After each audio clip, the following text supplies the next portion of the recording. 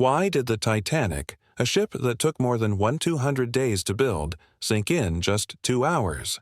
The date was April 10th, 1912.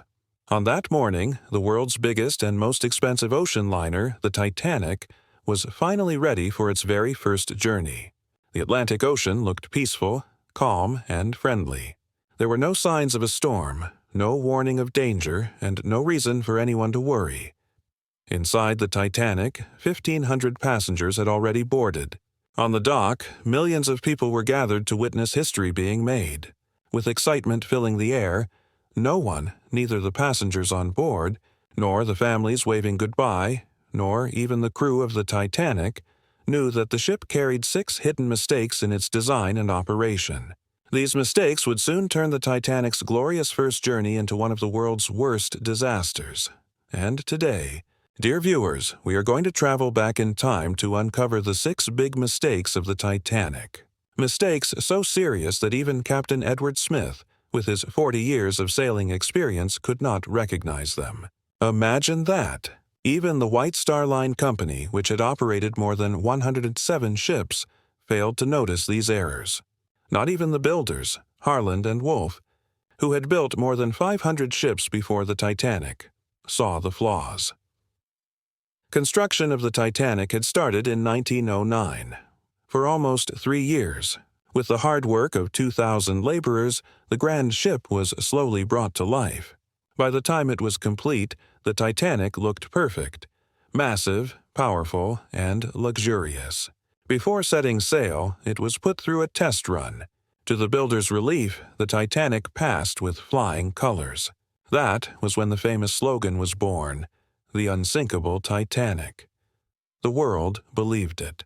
Newspapers ran bold headlines, and tickets for the maiden voyage sold out almost instantly. The first trip was planned from Southampton, England to New York, America, with the departure date set for April 10th, 1912. Do you know how much a first-class ticket cost?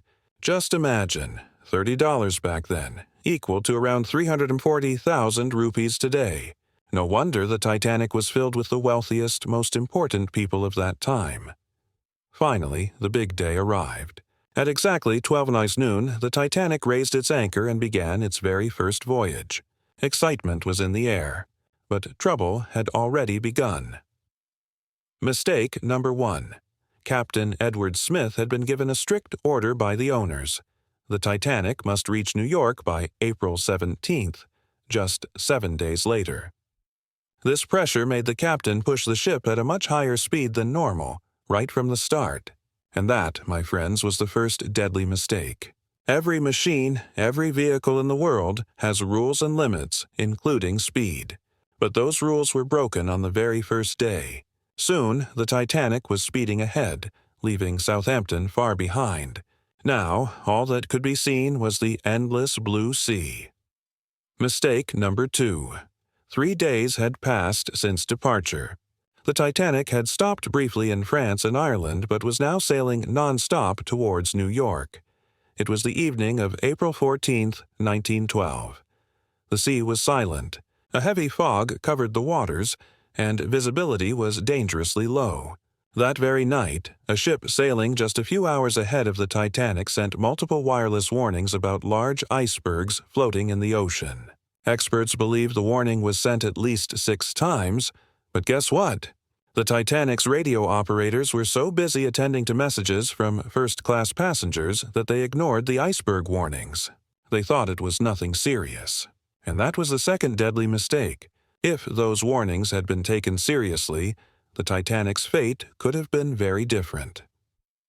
Mistake number 3. The Titanic was still sailing at full speed, completely unaware of the danger ahead. The iceberg warnings were missed. Yet there was still a chance to save the ship. After all, the lookouts were on high alert. Their job was to spot any obstacle from a distance and report it immediately. But here comes another shocking detail. The lookouts did not have binoculars. Yes, you heard that right. They were watching the dark, foggy ocean with nothing but their bare eyes.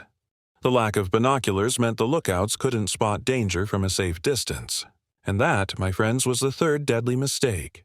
By the time they finally noticed something, it was too late. The lookouts rushed to Captain Edward Smith with shocking news.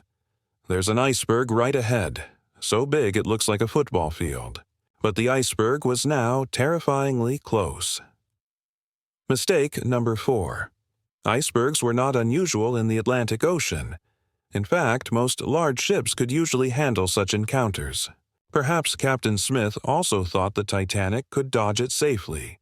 The moment he received the warning, he ordered the engines to stop and commanded the ship to turn away. He did everything he could to save the ship, but the distance was too short. Within moments, the Titanic's side scraped against the massive iceberg. Still, there was hope. Maybe the damage wouldn't be too bad. Maybe the iceberg would slide off without tearing the ship. And yes, perhaps that could have happened, if not for the fourth construction flaw. Experts later revealed that the Titanic's hull was held together with rivets made of cast iron instead of strong steel. Cast iron is weaker and softer under pressure. The moment the iceberg pressed against the hull, the rivets popped open like buttons snapping off a shirt. Water gushed inside. Mistake number 5. The Titanic's proud design claimed it could survive flooding in up to 3 compartments. Unfortunately, the water spread so fast that it flooded the 4th compartment. This sealed the Titanic's fate. Slowly but surely, the ship began to sink, its bow dipping lower with every passing minute. Inside the ship, panic spread. Captain Smith quickly sent out distress signals over the radio, hoping for rescue. Meanwhile, the crew rushed to get passengers into lifeboats. But here came the 5th mistake. The Titanic was designed to carry 32 lifeboats. Do you know how many were actually on board? Only 20. And remember, there were about 1,500 passengers. 20 lifeboats could never save them all. Mistake number 6. Chaos ruled the decks. Everyone wanted a spot in the few lifeboats. At 12:45 a.m., the very first lifeboat was lowered into the dark ocean. But here came the 6th tragic error. Many lifeboats were launched half empty. Instead of filling them with as many passengers as possible, the crew gave priority to first-class passengers, the wealthy and powerful. Imagine that! Lives could have been saved, but the boats sailed away half-filled. Meanwhile, the Titanic was sinking faster. By 2:18 a.m., the ship's lights flickered and went completely dark due to a short circuit.